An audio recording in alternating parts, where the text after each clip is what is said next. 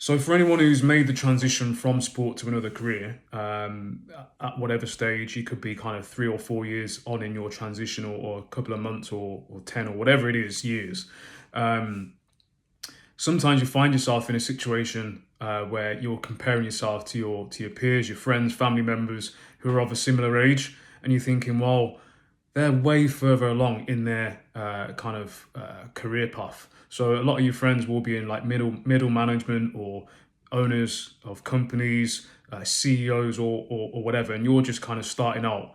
Um, and I'd probably say, whilst it's easy to say don't focus on that, it's best to try and not to. And the reason I say that is because you've had a career already. So you've been a sports person for 15, 20 years, or whatever it is, and then you've retired, and you probably had to start from the bottom again. So you're not really going to retire and then go straight into middle management, or being a CEO of somewhere.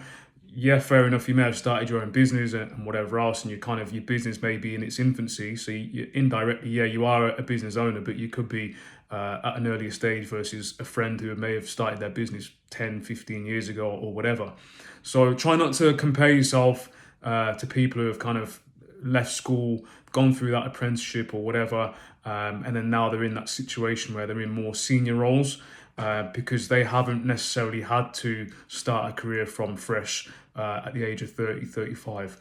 This isn't for everyone. Again, there are people out there who weren't sports people, and they've kind of changed their careers and had to start from the bottom again.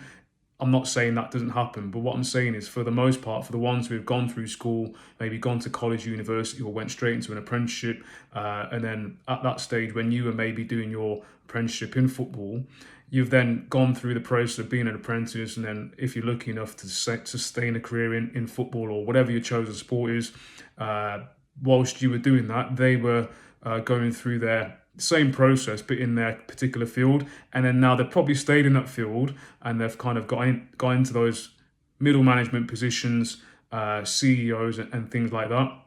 Whereas you've kind of finished playing your chosen sport, and then now you're kind of in a situation where, okay, well, I've started again from the bottom in an industry, and then again, you're not going to be potentially at the same stage as those other people that I've been speaking about. So try not to do that, and obviously just stick with the process, enjoy the process, all the other things that I mentioned before, and obviously stick to the program, be positive, and just take it from there. All the best.